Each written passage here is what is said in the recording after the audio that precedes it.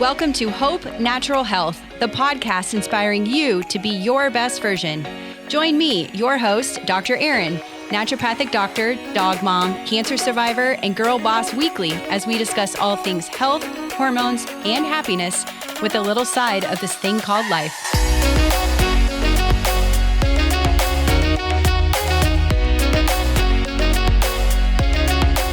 We are back for another fun episode. Last week's episode was all about this new lab-grown meat. So if you're curious about that, I dove into one of the companies that is cultivating this lab-grown meat. So take a listen to that. And now we're ready to dive into this week's episode.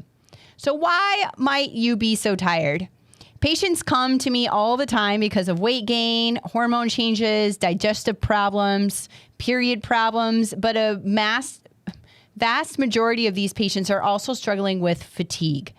I feel like it's not usually top of their list because they're so used to feeling like this that it's just normal for them and they've just accepted the fact that they're going to be tired all the time.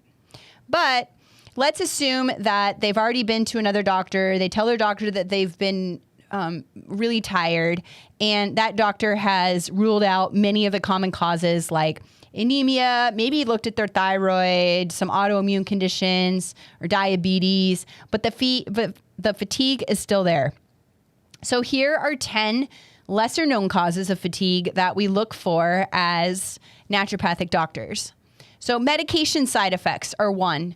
Blood pressure medications, statins, antidepressants, antihistamines, and proton pump inhibitors can all cause fatigue.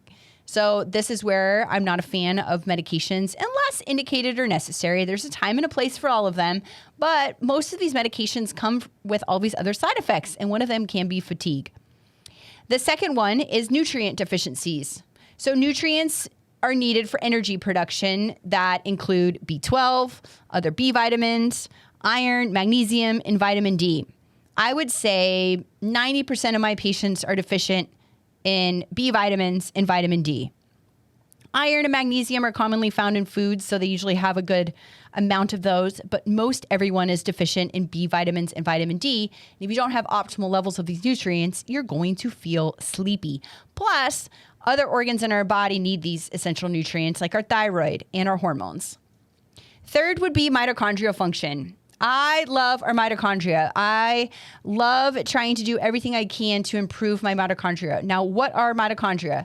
Well, they are the powerhouse cells of our body, but they can become damaged by things like environmental toxins, pollutants, infections, medications, or even nutrient deficiencies. Stress can also damage it, illnesses can damage them, etc. So we're constantly having to recharge our little powerhouses to make them function. If we don't have good mitochondrial function, we're not going to have good energy, and it can even affect our metabolism. Fourth will be burnout.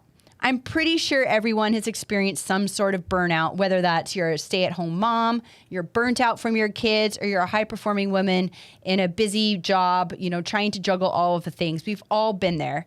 Some call it adrenal fatigue, and that's more specifically like a dysregulation of your HPA axis or your hypothalamus pituitary adrenal axis.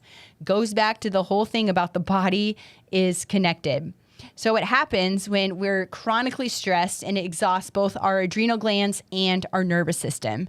So that is where you just lose all luster for anything. You're exhausted. It's hard to get out of bed. You just want to sleep and sleep and sleep. Next would be stealth infections like Lyme disease, Epstein-Barr virus, mold toxicity, fungal infections. All of these can disrupt our immune system and contribute to fatigue.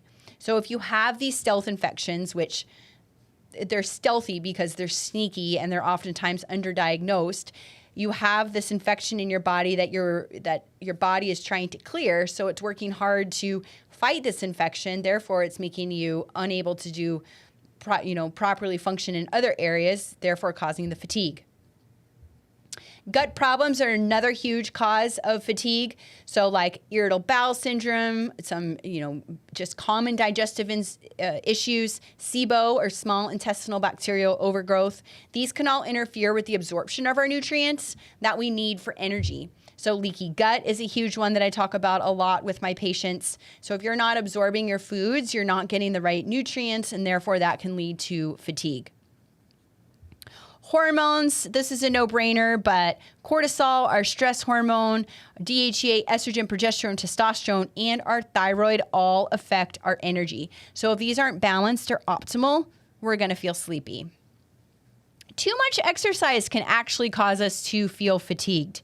Both too much and too little can leave the body feeling drained and exhausted. So this is where you need to listen to your body.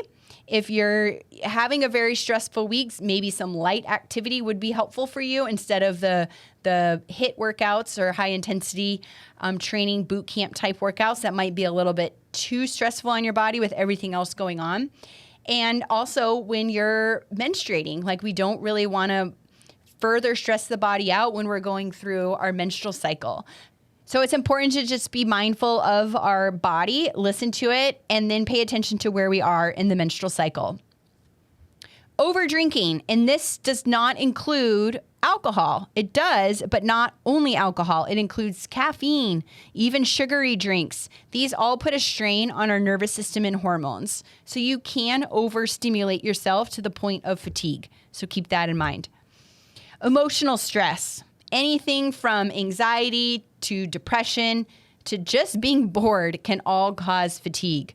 So the point is that fatigue doesn't really have one clear cause. It could really be any of these. It could be a combination of things. It could be all of these things. So what I do and what we do as naturopathic doctors is we do the detective work to find the source of the fatigue for you, because you deserve to have the energy to wake up and perform everything that you want to do in that day and not feel exhausted. You should feel tired when it's time to be tired, but you should have the energy from the time you wake up to the time you go to bed to get everything that you want to get done. And if you're looking at me like I'm crazy, we should probably get to the root as to why you are unable to do these things. So if you wish you had more energy, I'd be curious which one of these do you think is your culprit? And just know that you can and should have energy to do the things that you want to do every single day. Hope this was helpful for you, and I look forward to seeing you again next week.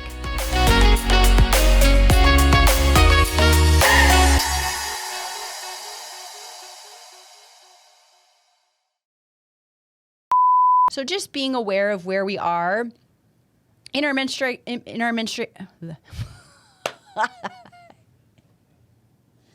I was going to try and recover from that, but did not work.